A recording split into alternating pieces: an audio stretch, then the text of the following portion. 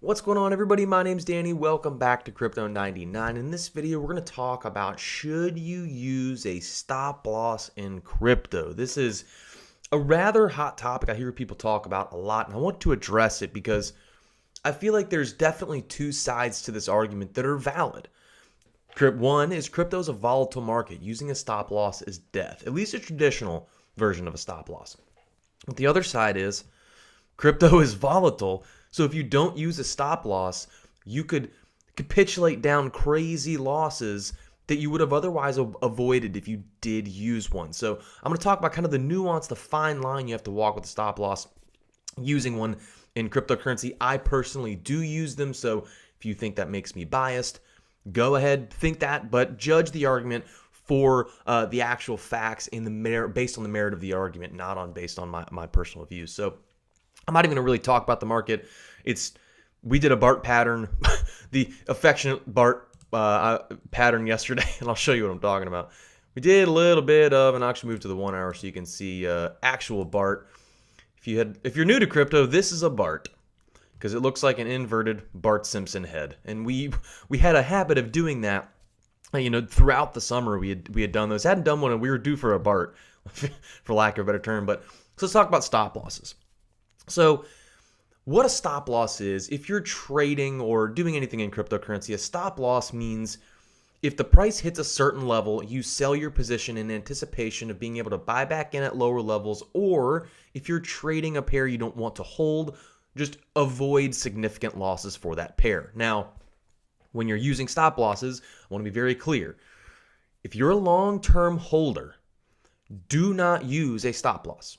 If you're just accumulating Bitcoin and you put, $50 out of every paycheck or $100 out of every paycheck into Bitcoin, and it's more of a set it and forget it mentality, don't use a stop loss. The stop loss is not for you because you're not active enough in your portfolio to be able to either implement a stop loss correctly, or you're not there enough to know to buy back in at lower levels. You may hit a stop loss, we move down, you're checked out for a couple days, don't even look at it, didn't think about it, and it moves back up above your stop loss, and now you're screwed, and you're now effectively buying on an uptrend instead of gradually taking profits like a normal trader would, and you're down in cryptocurrency. I also want to say something. I don't use a stop loss tradition. This is one of the reasons I don't trade Bitcoin. I don't like to use a stop loss on Bitcoin because a lot of bots will manipulate that, whether you're on BitMEX or not, and they'll go what we call stop loss hunting. So they will basically lower the price if you're taking a long position trying to gain BTC, or if you're doing a short, they'll do what's called a short squeeze and pop the price way up to try to hit stop losses, trigger them, and then move it back down. So I don't use it on Bitcoin, and here's the principal reason. I want to stay invested in cryptocurrency. That's what I want. And if I'm trading a BTC, even if it's a USDT pair, that's not a true cryptocurrency. I mean, it is, but it's not one that I'm interested in being invested in long term. So I use a stop loss when I'm trading altcoin pairs almost exclusively because I've pretty much stopped trading Bitcoin other than on BitMEX. I'll short it and long it. But so altcoin pairs, your stop loss will be in USD, and I'll show you how this works. So this is why I think it's important to use a stop loss. And we use EOS as an example. So let's say that you were looking at this chart, whether you're experienced trader, inexperienced trader, doesn't matter, you're in a trade signals group or whatever. Let's just say you thought this was you said, okay, look at this. We're buttoned up against this trend line here. We've found it looks very bottomy here. We've hit this level several times. I'm going to try to trade a breakout. And you bought it right in this range where my mouse is a couple of hours before the drop. And you said, okay, I'm going to buy at 8,800 and I'm going to have profit targets at XYZ. My stop loss would be, this is where kind of the nuance falls in. Traditional stop losses are very, very tight. In crypto, you have to allow for a little movement. So you can use that 5% to 10% number. I know that seems like a lot, but the gains are also inversely greater than in traditional markets. So in a traditional market, a 3 to 5% gain is big. Use like a 1% stop loss or some craziness. Crypto, 5 to 10% stop loss. Maybe you are looking at a 10, 20, 30, 40% gain on a good trade. So your stop loss could have been at what about this 200 EMA is where my mouse is now. Maybe it's you say, hey, if it falls below 200 EMA, I think we're going down. That's where you put your stop loss at however many percent is below where you bought it at about 8,900. That's why I use a stop loss, because if your stop loss triggers and you sell it, look what you just avoided. You avoided the big loss. Now, I get it. It's hard to do stop losses in crypto because, like I said, you've got to pick that right number to what's a good number of what's a good amount of fluctuation, of natural fluctuation and volatility you can allow for before the dip. Like I said, I like 5%, but look what you would have avoided. And without going through tons and tons of examples, there's tons of examples like this, but here's the problem. If you're trading on Binance, which I recommend doing, if you're not on Binance, I have a link down below if you want to join. It's a referral link. I also have a non-referral link down below if you hate referral links for some reason. But if you're trading on Binance, let's just kind of go to the BTC pair. Look at this. Let's just do Cardano BTC for lack of a better pair. So we're pulling up the Cardano BTC pair. And let's say, okay, I'm going to trade Cardano. I'm going to get into trading. I'm going to use a stop loss. You can do stop losses on Binance. You can do a sell, you buy your order, and you can do a stop and a limit order. Basically, like once the price reaches your stop, your limit order will get filled for the amount that you want. So you set it 5% below, whatever.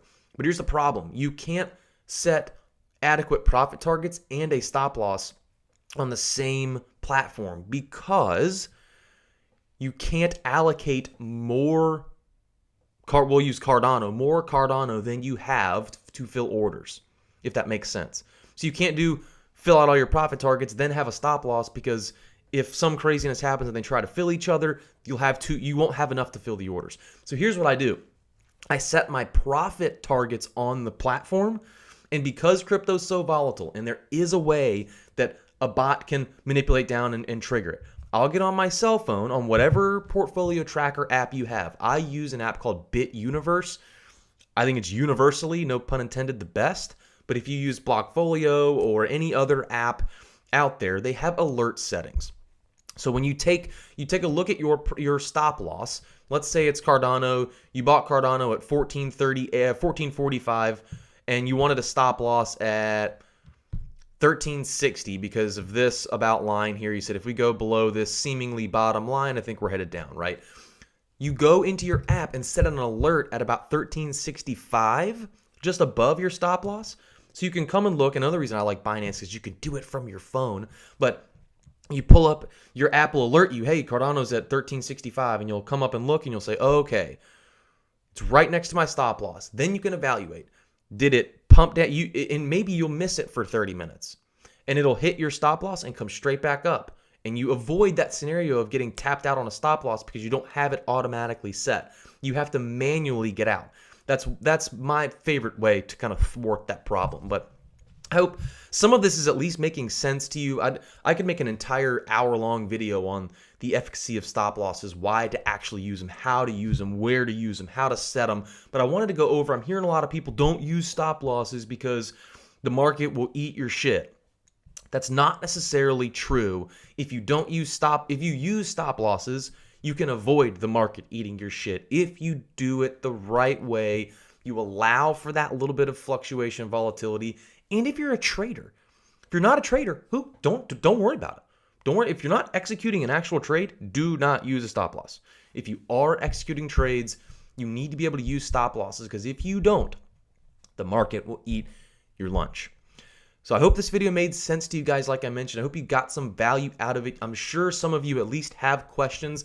Put them in the comment section down below, or shoot me an email at crypto99mail@gmail.com. Don't hesitate to do that. I do try to answer as many emails as humanly possible. Also, join our Discord. There's tons of traders in there that are experienced that can also help you with this other than me. But again, thank you guys for watching the video. I hope I brought you the value I aim to bring you every day, and I look forward to bringing you that value next time.